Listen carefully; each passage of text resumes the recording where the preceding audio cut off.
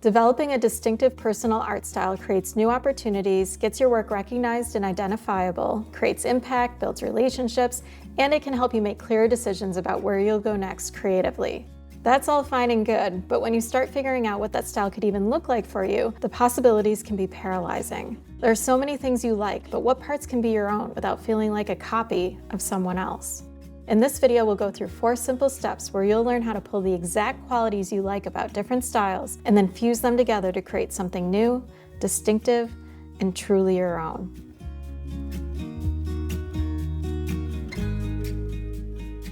So the really great thing about this exercise is that it's super versatile. Not only can it help you develop and explore different styles, it helps me get out of creative block. If I am in a rut or I just feel like I'm creating the same artwork over and over again, I just go through these steps with a different type of style and I'm right back on track.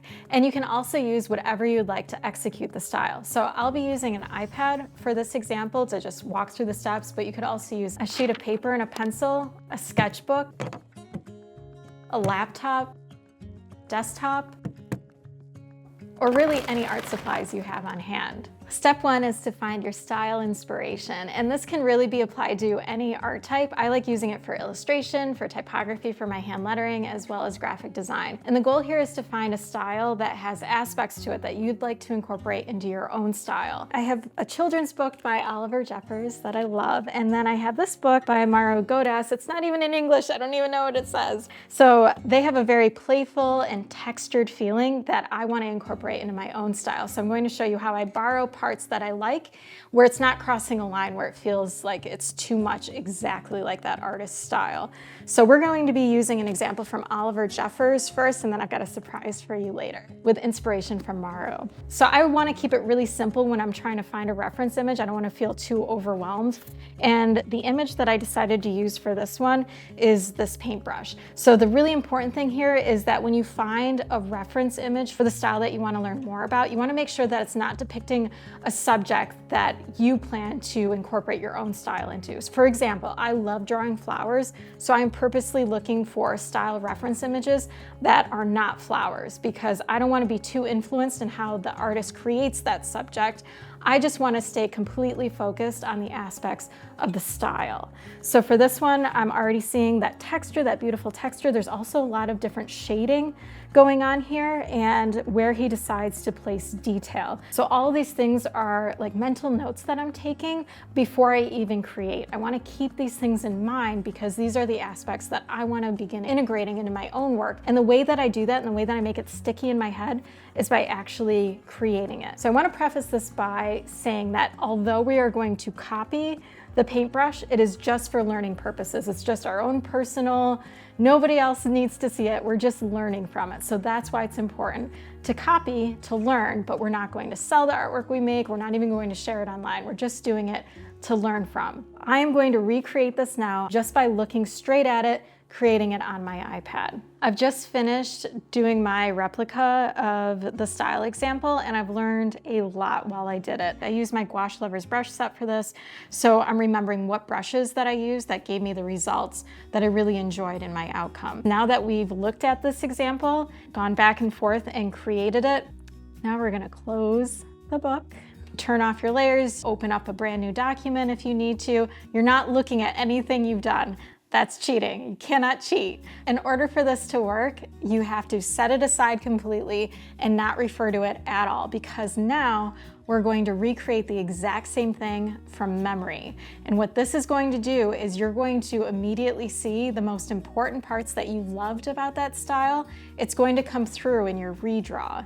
And the things that were less important to you, you're not going to remember what they were. So the things that you don't remember, you need to make up for with your own inherent taste. So now you are mixing who you are and the things that come naturally to you already, along with the things that you learned. So this is how it's starting to develop your own style, because it's not going to look as close to the original as your previous version because of that. So I'm going to go through this exercise and we're going to see how different the one from memory looks compared to the one that I did when I was just looking at it and trying to copy it exactly. I just completed the painting that I did from memory, and it is not perfect, but that is okay. The point of this exercise is not to create a perfect replica. The point of this exercise is to integrate the stylistic qualities of your reference into the one that you did from memory, because these are the details that you're going to hold on to and begin integrating into your own artwork later on. So this one is the one from memory. I'm going to move this over to the right. And then this is the one that I painted when I was looking right at the reference image. And I'm already noticing my inherent choice of a color was much softer and more desaturated than the reference image. So this is something I can lean into and embrace as part of my style, or if I like the more saturated look, I can remind myself whatever color you choose, you can push it a little further with the saturation. And I'm learning something new about myself when I'm painting that from memory. So here's where it gets fun. Take everything you've learned and apply it to a new subject. Now we don't have a reference image by an artist to refer to as we're painting our artwork. We will only be equipped with the style choices that we made when we went through this exercise. As I mentioned earlier, I love painting flowers, so I'm going to apply the style to a flower now. And you can use a true reference image if you'd like. I love this flower color guide for choosing flowers that I like to draw. I can get color and shape references.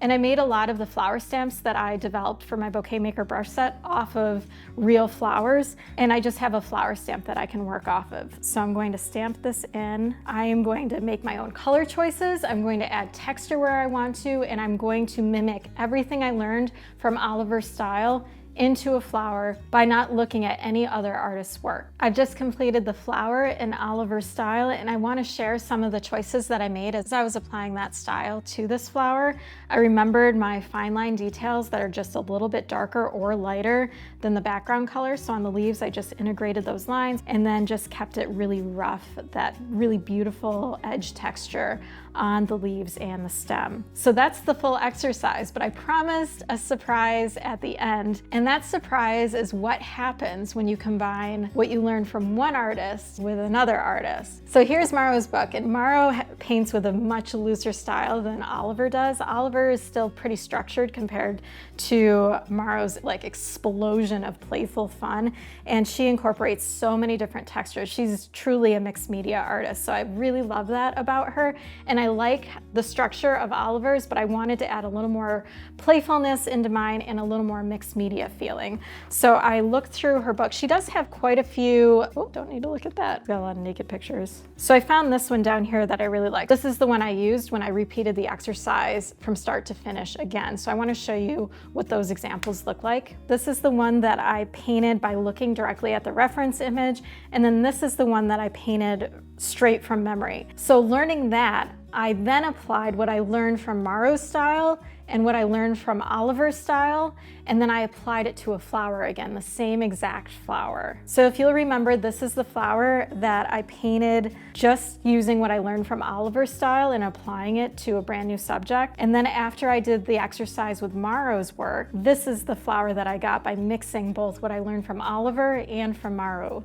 And I love it so much more. So it's just so cool once you start going through this exercise with numerous artists and you're borrowing the things that you like most, it just becomes more and more your own. So now I have this outcome, this style that doesn't look exactly like Maro's and it doesn't look exactly like Oliver's. It's becoming more mine because I'm integrating exactly what I love the most on top of the little pieces that I pulled from both of them. So that's the full exercise, and it's obviously very flexible for any art type that you would like with as many artists as you would like.